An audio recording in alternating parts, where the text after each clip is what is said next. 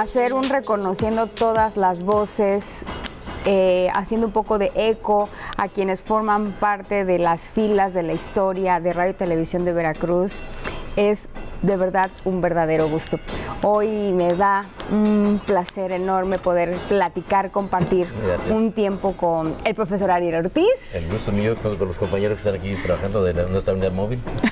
No, pero profe, pues se nos hace compartir con usted un poquito de su historia y pues le quiero compartir al público que dedicó muchos años de su vida a Radio y Televisión de Veracruz, iniciando en el 86, pero podríamos definir a Ariel Ortiz con 3 pasiones, seguramente la docencia, claro, el deporte y la televisión. Y la radio. Y la radio. Y la radio también, sí. Muchos años también dedicado a la radio.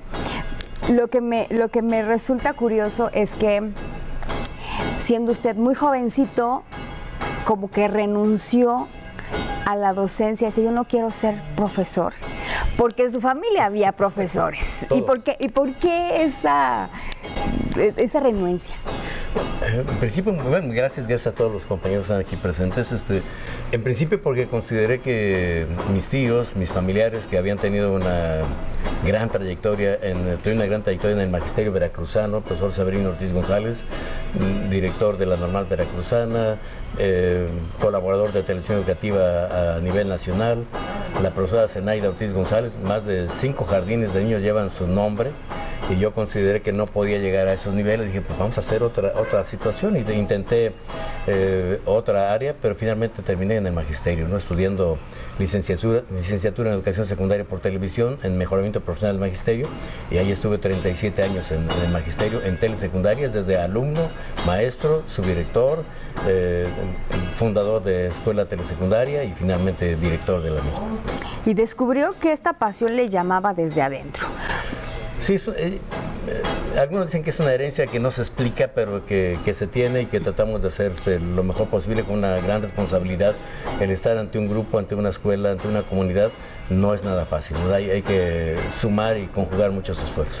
Y lo hizo justamente en la telesecundaria de Coahuatzintla, a la que dedicó tantos años de esfuerzo, 30. De trabajo, imagínese 30 años, pero de esta dedicación que sabemos que sucede especialmente con estos maestros con una vocación, ¿no?, genuina, que hacen todo lo posible y muchas veces lo imposible porque sus jóvenes destaquen.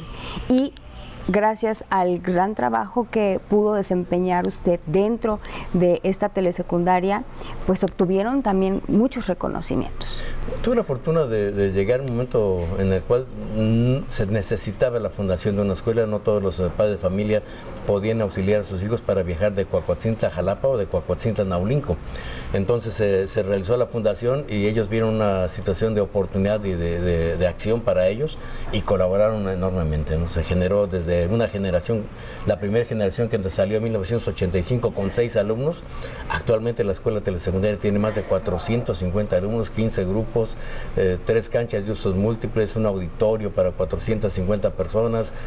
Tienen todas las facilidades para poder cumplir con la instrucción secundaria en su casa hoy. Entonces el objetivo está hecho, está palpable, lo tienen ahí.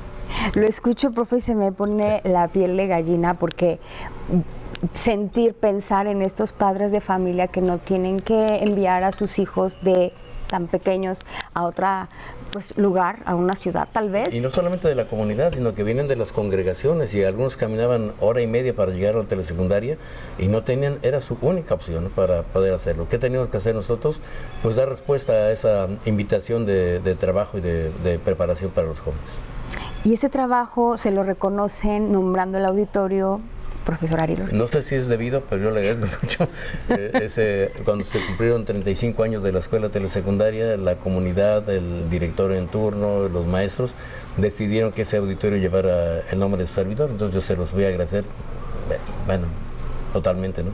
Porque el trabajo no fue solamente del director, sino de toda la comunidad y autoridades municipales. Claro, y es muy bonito escuchar a alguien que tiene el poder de la voz y que ese poder lo utiliza para cosas sumamente positivas, como fue dedicarle tantos años a la telesecundaria, después también a la Universidad Veracruzana. ¿Y qué sucede ahí?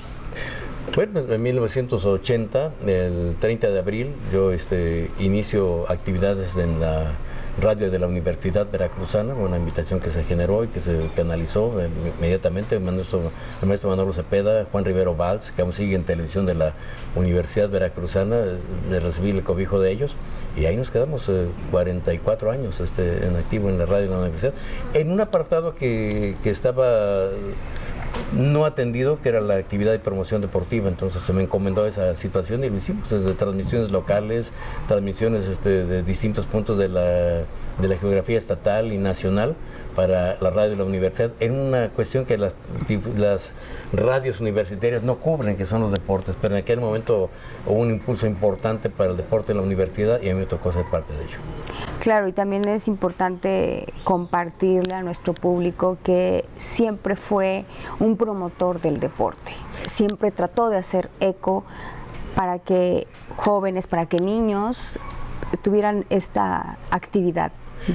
Intentamos tanto en la radio como en el periódico, yo estuve también colaborando para Diario de Jalapa, darle el trato importante a los niños y a los jóvenes universitarios y no profesionales, el mismo que se le podía dar a cualquier deportista profesional, que se dieran la oportunidad de verse en un periódico, escucharse en la radio o verse en la televisión, con los mismos tratamientos y reconocimiento a su esfuerzo y trabajo que estaban haciendo, que estaban en una etapa de crecimiento, y algunos de ellos llegaron a ser figuras internacionales. Recordamos a Crisanto Grajales, por ejemplo, lo conocimos de la mano de su papá, entrenando aquí en la capital del estado, y hoy está cumpliendo el proceso de unos nuevos Juegos Olímpicos para París 2024. Entonces, la idea es tratar a todos los niños, también como Carlos Serrano Bazán como reportero, atendiéndolos en pequeños espacios deportivos, pero dándoles el respeto y la atención que se merecen todos ellos.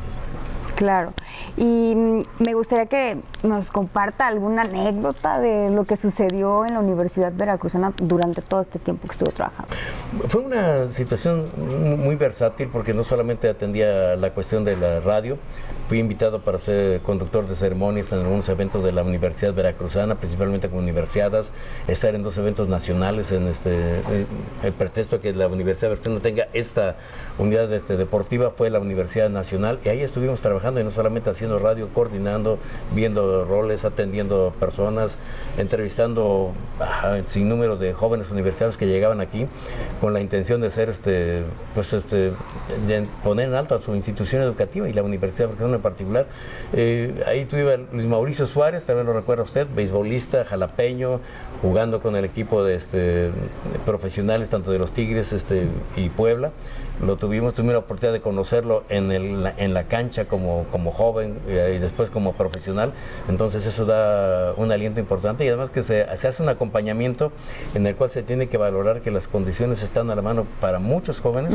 Falta que los impulsen, falta que les den las condiciones, y nuestra responsabilidad en los medios es llevarlos a ese espacio para que los vean y los puedan canalizar, ¿no? Como él o otros más que pudimos acompañar, ¿no? Claro, y seguir dando difusión como es tan necesario al arte, a la cultura, al deporte, para que más niños jóvenes se sigan entusiasmando, animando también a hacer este tipo de actividades y que formen parte de sus vidas. ¿Cuántos niños pueden llegar a máximos niveles deportivos? Muchísimos, ¿no? Falta exactamente el apoyo para ellos. Y lo vimos, cuántos jóvenes empezaron como una recreación su actividad y llegaron a Juegos Olímpicos, y ya los pudimos ver. Nos tocó en suerte, por parte de Radio y Televisión de Veracruz, ser el primer conductor de deportes que llegaba a unos Juegos Olímpicos. Lo hicimos en Australia, y en aquel momento Miguel Ángel Sánchez de Armas, al regreso, me preguntó: ¿en qué momento te creíste ya en Juegos Olímpicos? Cuando me bajé del avión dije: ¿pero qué hago? Aquí no conozco a nadie, ¿no? Hay que empezar a buscar cosas, y acompañado de un extraordinario camarógrafo como es Francisco Barrera, de los más antiguos de Radio y Televisión de Veracruz, en este apartado, un compañero que estaba en estudio, me acompañó a Australia y a trabajar, a envolverse en ese tipo de actividades y entrevistar, por ejemplo, a Ana Gabriela Guevara, que ahora fue es la directora del deporte a nivel nacional. Y bueno, yo recibí muchas críticas cuando Soraya Jiménez ganó la medalla de oro y nosotros la vimos en el triunfo, y fue la primera mujer que levantaba una medalla de oro para nuestro país en pesas. Y me decía Francisco Barrera, pues, ¿estás llorando? Le digo, sí, estoy llorando porque estamos viendo parte de la historia del deporte en México y nos ha tocado a nosotros tenerla ahí. Y estar muy cerca de ella y vivir esa emoción que es indescriptible y que pues difícilmente se puede repetir todos los días. Ahora que menciona ya a Radio Televisión de Veracruz como parte también de su trayectoria, de su vida, de su historia, que fue justamente en 1986 cuando ingresa. Septiembre. Ah, pues qué tal. Ingresa a las filas de Radio Televisión de Veracruz. Me parece que en el quehacer a veces perdemos esta noción de por qué estamos haciendo lo que nos apasiona, y creo que usted nunca perdió esa pasión, siempre estuvo instalado en Radio Televisión de Veracruz pero muy dispuesto a vivir el momento, a vivir su actividad, cualquiera que estuviera desempeñando en nuestra casa. Fue una situación de aprendizaje total en todos los momentos, y además el respaldo de un productor de televisión que tuvimos RTV de deportes, Héctor Huesca, que después viajó a Villahermosa, Tabasco, para hacerse cargo de una televisora, una rama de la televisión nacional. Él fue el que nos encauzó y nos orientó y nos apoyó y nos impulsó y nos regañó y nos dio los elementos para poder establecer alguna actividad de conducción, y lo realizamos. Empezamos a transmitir el fútbol.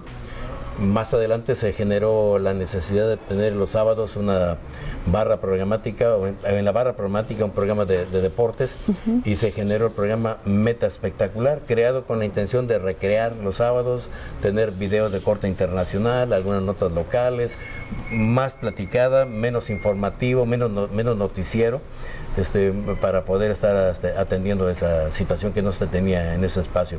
Empezamos en el programa con el acompañamiento de Javier Moranchel.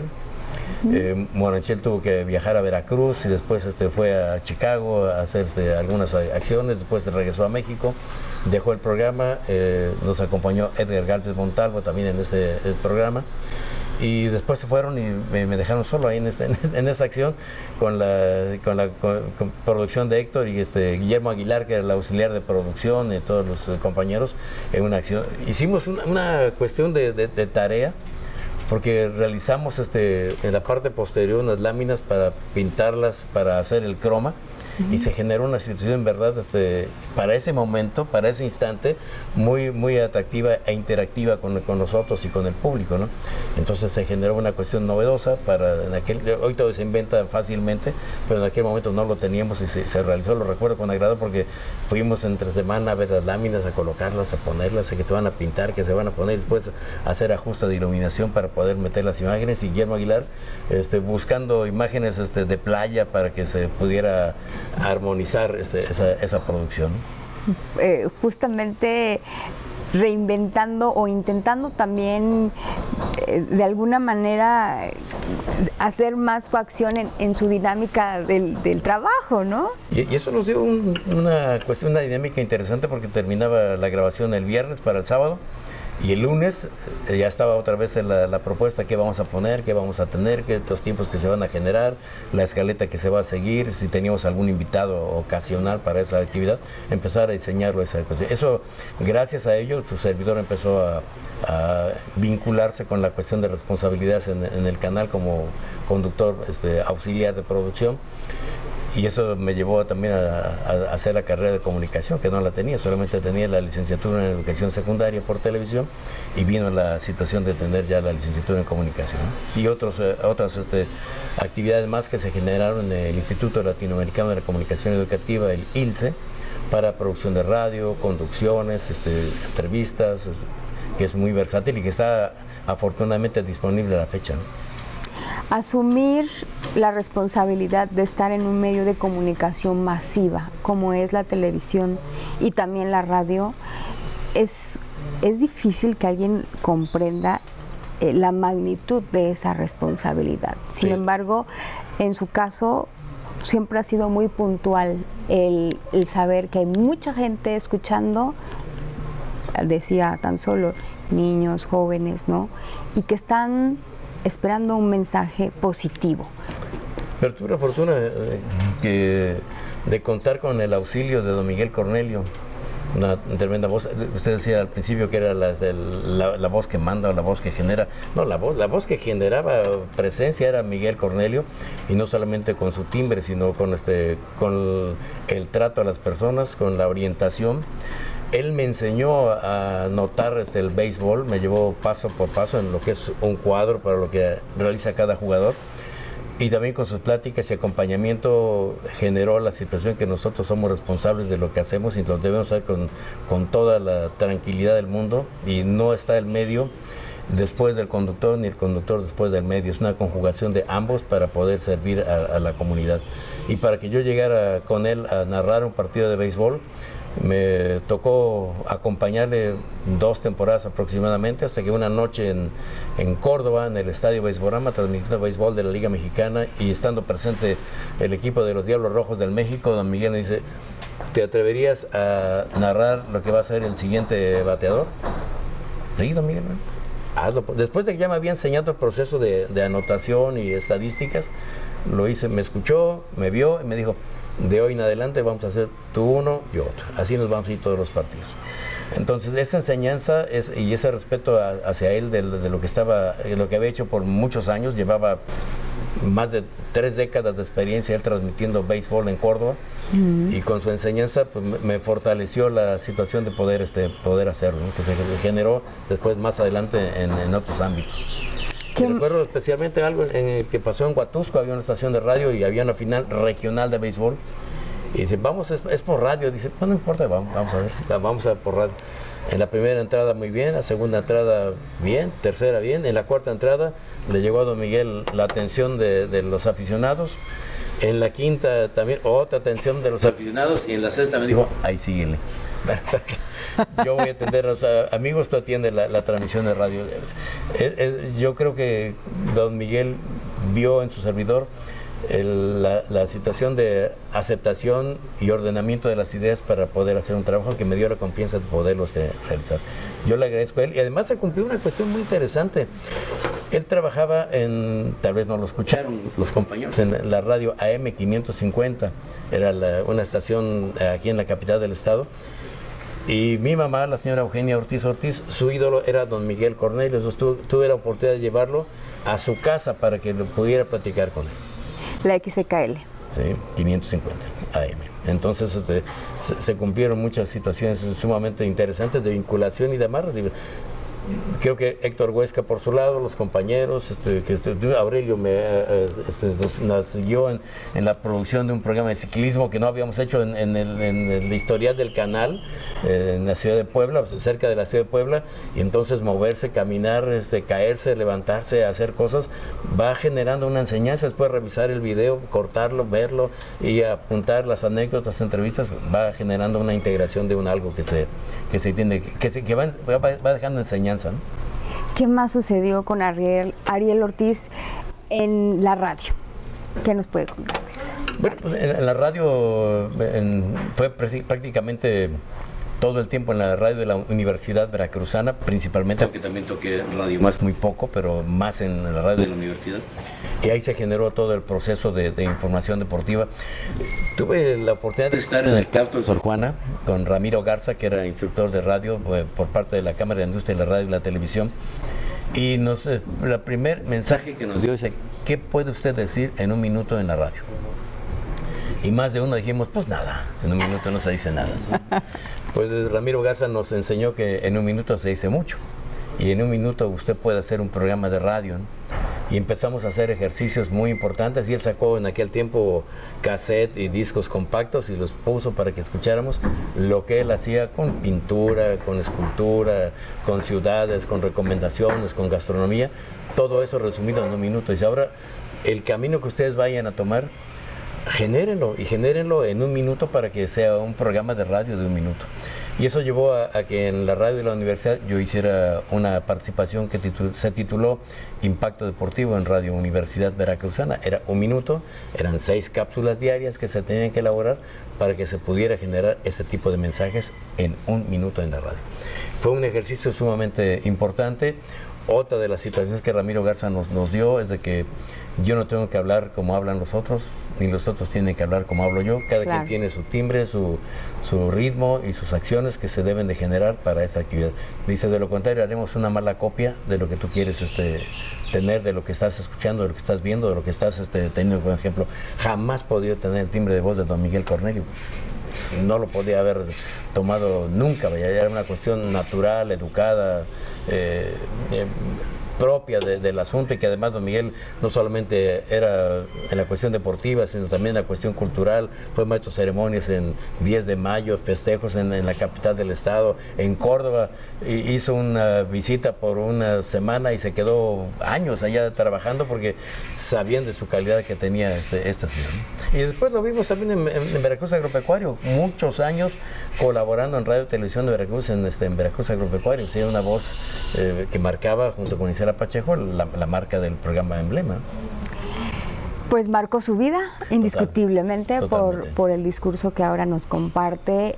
Y también me gustaría, pues prácticamente para los minutos que nos quedan, que nos diga qué más disfruta hacer Ariel Ortiz, ahora que ya comprendimos que tuvo prácticamente 3 trabajos a los que dedicó su vida entera, pero ¿de qué otros gustos disfrutaba? Viene el punto de contraste.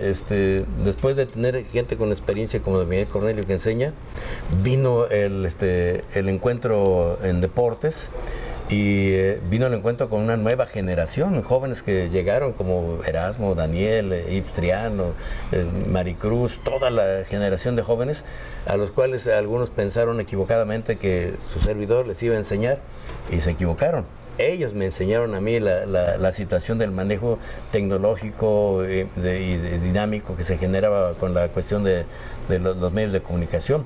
Y vimos, y nos tocó estar en eventos internacionales. El último, por ejemplo, que me tocó generar la producción para Radio y Televisión de Veracruz y para el extranjero, fue la inauguración del voleibol de playa en Tlaxcala, ¿no? En el estadio Tlahuicole, en donde vimos a Erasmo de Menegui muerto de miedo y de nervios, y a veces rompiendo la ecuanimidad, tratando de conseguir un trabajo de dirección de cámaras bien hecho, que al final se logró. Y su servidor, teniendo la experiencia de encontrarme con una persona mucho más joven que su servidor en la traducción o la narración en inglés, y que al principio nos vimos como 2 elementos totalmente extraños y difíciles de conjugar, y que después de 4 o 5 días de práctica, pues prácticamente nos agarramos de la mano y dijimos, vamos a hacerlo, y lo hicimos ante 11,000 personas en este estadio deportivo. Fue una experiencia en verdad de colofón de actividad que difícilmente voy a poder olvidarlo, ¿no? Porque hacer el trabajo para esa acción llevó la integración de un equipo de más de 25 personas de RTV para poder tener esa proyección. Y yo creo que también va a ser difícil de olvidar su trayectoria en Radio y Televisión de Veracruz. Ha dejado huella importante en quienes le rodeamos, y pues le agradecemos enormemente que ahora que ya está disfrutando de su jubilación, aprendiendo a no tener una actividad por horario, aprendiendo, pues haya tomado unos minutos, profe, para compartir con nosotros esta parte de su vida, su historia, sus pasiones y todo el legado que también deja en nuestra casa, la casa de las y los veracruzanos, Radio Televisión de Veracruz. Y yo diría, cuando me preguntan, ¿cuál es el mejor día que has tenido? Hoy, porque lo puedo vivir o puedo disfrutar con un pasado que me ha enriquecido mucho, y con toda la compañía de ustedes. Gracias a usted también por compartirnos tanto. A usted. Gracias.